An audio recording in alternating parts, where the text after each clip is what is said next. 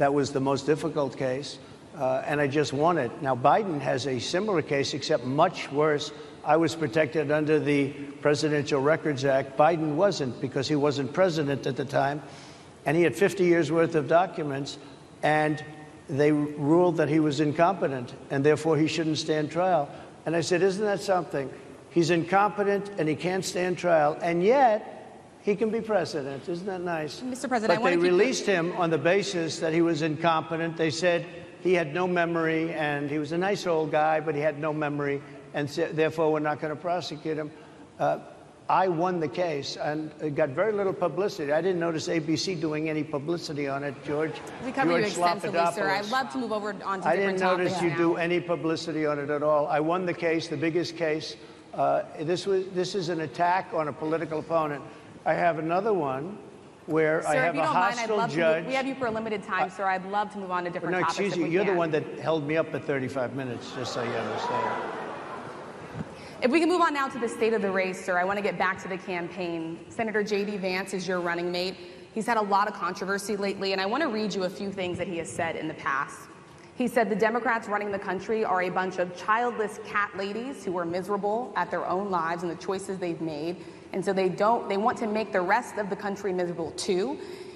He's not talking here about how great it is to be a parent. He's attacking what he says are the choices people are making to not have children. Did you know that he had these views about people who do not have children before you picked him to be your running mate, and do you agree with him? No, I know this. He is very family-oriented, and he thinks family is a great thing. That doesn't mean he thinks that if you don't have a family, it's not. I know people with families. I know people with great families. I know people with very troubled families. And I also know people with no families. They didn't meet the right person. Things happen.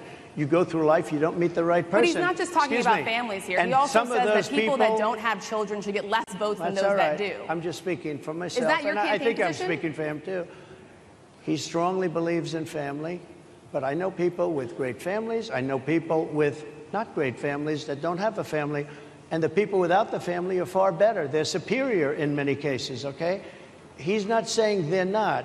What he's saying is that he thinks the family experience is a very important thing. It's a very good thing. But that doesn't mean that if you grow up and you grow older and you don't meet somebody that would be wonderful to meet and would have been good, that that's a bad thing. He's not saying that.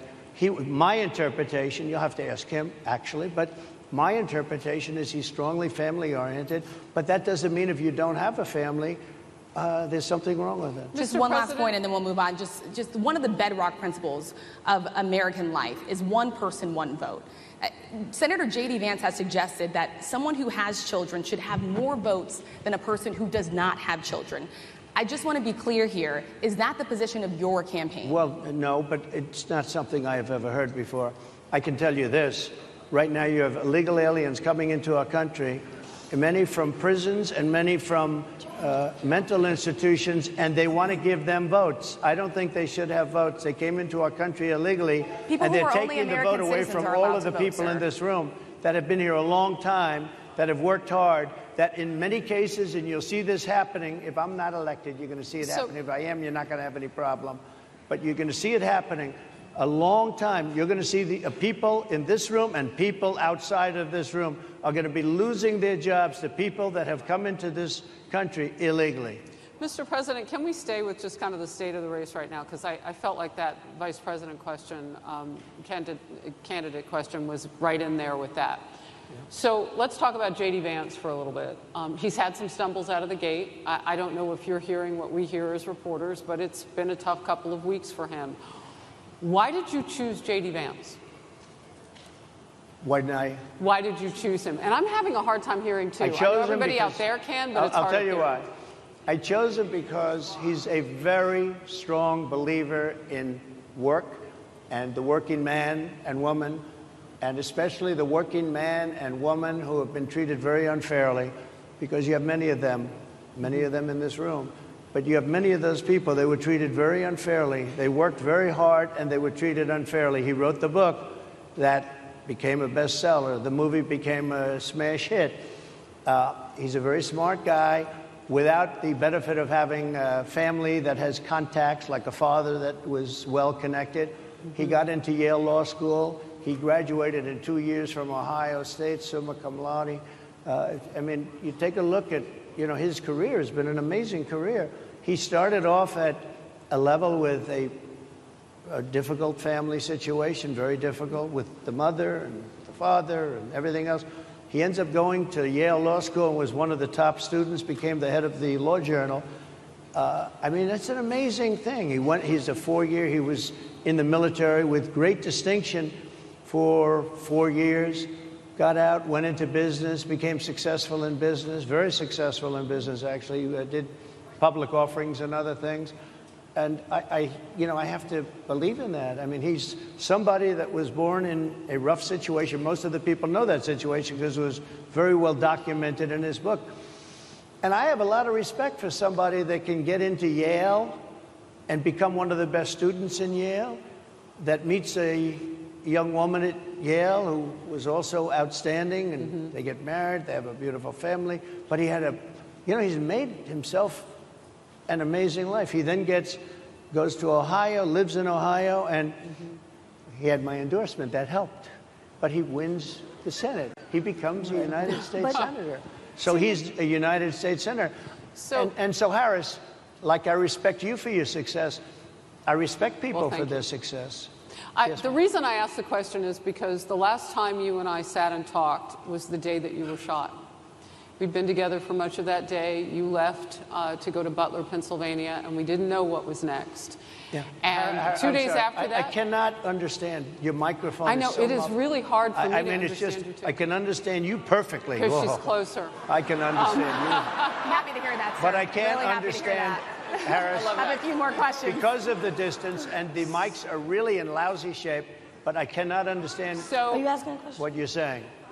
So what I wanted to say was the last time we spoke, you said some words that were prophetic because I asked you who you wanted to choose for vice president. Yeah. And you said normally it really wouldn't matter what they would bring. You choose somebody that you think has a future, that sort of thing. But you said these words 3.5 hours before an attempted assassination on your life. You told me that bad things happen, Harris. And that's why this decision is important this time. Bad things happen. You said it twice. When you look at J.D. Vance, is he ready on day one? Does he what? Ready on day one, if he has to be. I've always had great respect for him, and for the other candidates too. But I will say this, and I think this is well documented. Historically, the vice president, in terms of the election, does not have any impact. I mean, virtually no impact. You have 2 or 3 days where there's a lot of commotion as to who, like you're having it on the Democrat side, who it's going to be. And then that dies down, and it's all about the presidential pick. Virtually never has it mattered. Maybe Lyndon Johnson mattered for different reasons of what we're talking about, not for vote reasons, but for political reasons, other political reasons. But historically, the choice of a vice president makes no difference. You're voting for the president, and you can have a vice president who's outstanding in every way, and I think J.D. is. I think that all of them would have been. But you're not voting that way. You're voting for the president. You're voting for me. If you like me, I'm going to win. If you don't like me, I'm not going to win. I'm going to get my J.D. Vance question in. J.D. Vance? I'm going to get my J.D. Vance question in. To your point and to Rachel's point, he, has a lot of opinions about childless women like myself or divorced people like yourself. Do you think, well, I mean, my point is here. But at least it was said in a friendly manner. My point is, do you think the Republican Party is getting a little bit too judgy about people's lives when you think about abortion or when you think about what J.D. Vance is saying? I don't think, look, I think that the Democrat Party is really the one that has the problem. I think they're radical on abortion because they're allowing abortion in the 9th month. They're allowing the death. They're allowing the death of a baby after the baby is born, based on the governor of Virginia. Based on the governor of Virginia, they're allowing the death of the baby after it's born. They're allowing abortions in the 8th and 9th month. Well, Democrats have denied. I think they're right. And I think the Republican Party is actually much less. I think I've made them much less radical, perhaps, but the Republican Party, what we're doing is bringing it back to the states where everybody wanted it, Democrats, Republicans, liberals, conservative, everybody wanted abortion brought back. They didn't want Roe v. Wade in the federal government. They wanted it, everybody But the wanted majority it of back. Americans oppose Roe v. Wade being overturned. They Multiple don't know polls have about showed that, this. sir. Right now, they're voting.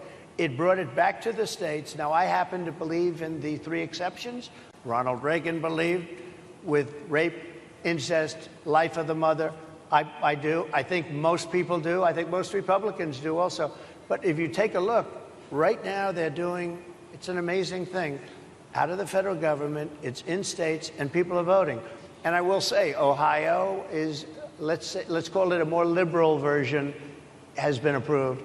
Kansas, the same thing, a little bit surprising to a lot of people.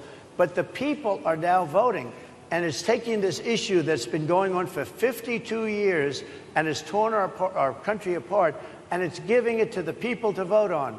And they're voting. And many states have already voted. Others are in the process of voting. And it's bringing it back to the people and a vote of the people. And it's not at all radical. And again, you have to follow your heart.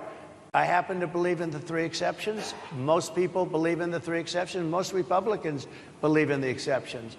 But they don't want to see an abortion in the 9th month or the 8th month. Almost everybody agrees to that. And they certainly don't want to see, in the case of the governor of Virginia, the former governor, I might add, who said, we set the baby aside and then we decide what to do. Meaning, what do? We execute the baby. That's a radical, horrible position. And some people want that. I don't want it. Most people don't. Thank you. Can I just pivot really quickly to another question about, you brought up health, Harris. You're an active man. We see you golfing all the time. But if you win, you'll still be president at 82, which is older than Biden is right now. But not mentally. Look, mentally. Here's the question. He's shot. But most people, most people, I know many people in their 80s and their 90s that are in great shape. Some of our greatest leaders. You look at throughout the world history, the greatest leaders, some of the greatest leaders in the world were in their 80s. But here's the question. Would you consider stepping down if you felt that your health was declining? Or would you? Oh, absolutely. And who would make, I think I'd know. How would you make that decision? I think I'd know. Look, if I came onto a stage like this and I got treated so rudely as this woman treated me. Oh, my goodness. And I'm fine with it because she was very rude, sir. Very rude. That wasn't a question. She didn't ask me a question. She gave a statement. That wasn't a question. I repeated your statement, sir, actually. You said you would. You would Oh, make that absolutely. decision If I to step thought down. that I was failing in some way, I want people to be sharp. I'll go a step further. I want anybody running for president to take an aptitude test, to take a cognitive test. I think it's a great idea. And I took 2 of them and I aced them. Well, I took 2 of them. But let me ask. Yeah. I would like to have people running for president, and I don't mean because they're 75 or 85. I think anybody running, I'd like to do it. People say it's not constitutional. I would like to have something passed where you can do it. I think we should know. I mean, I've watched what's happened in the last couple of years under this gentleman, and our country is a mess.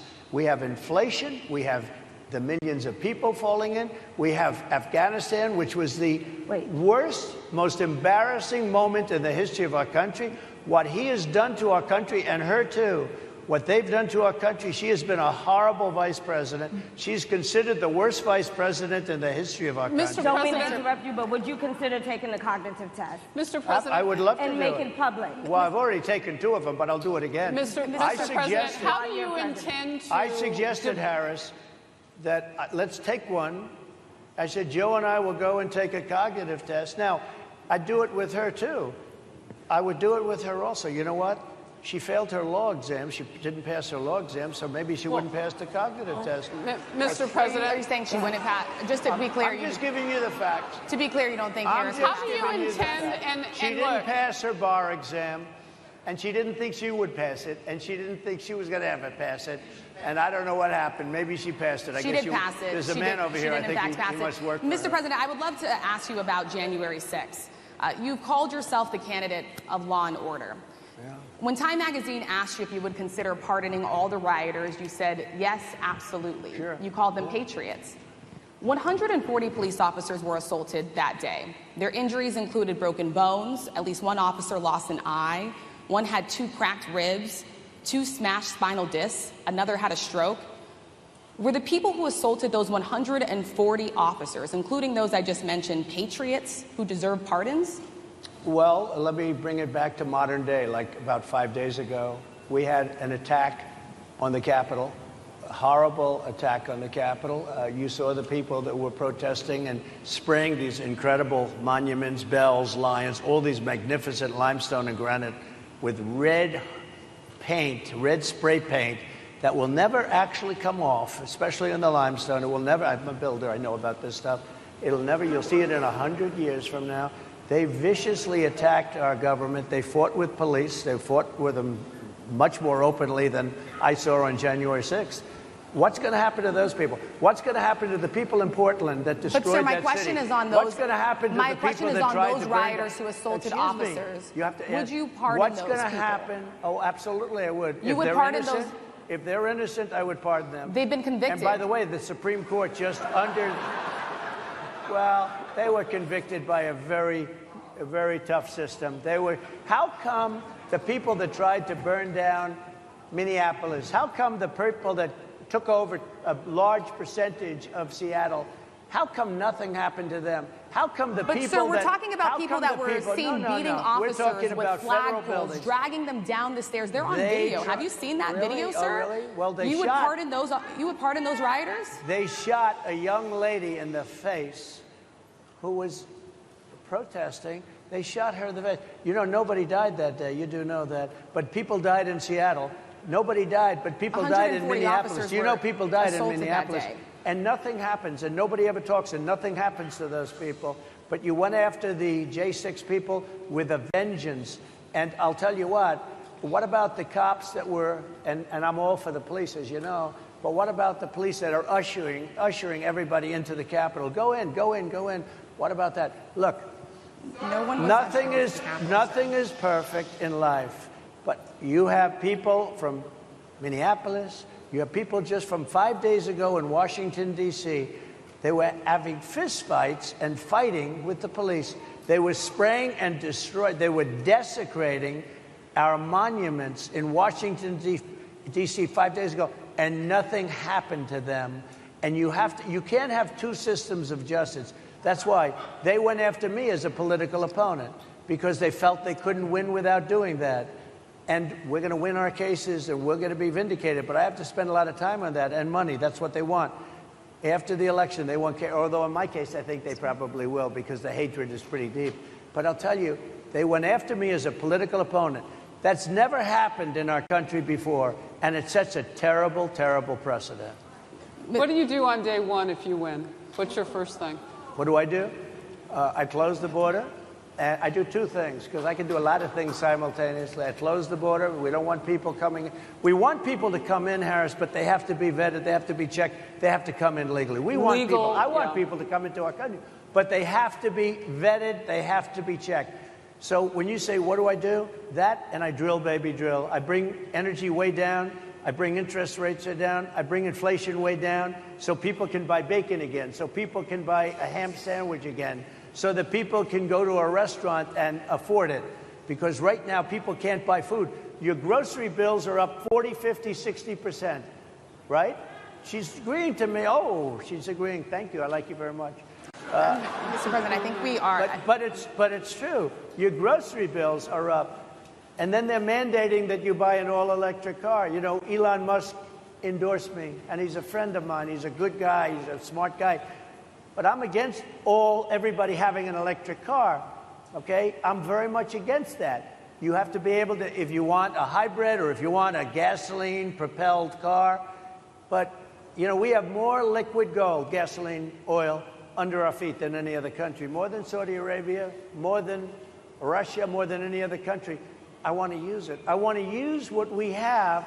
I want to bring down prices, bring down costs, and I also have to stop the invasion. And remember, they're taking your jobs. These people coming in are taking your jobs. Project 2025. I think we have to leave it there by the Trump team. All right. So leave it. That is the last word. Thank you so much, Mr. Trump, for coming today and joining us. Well, thank you very much.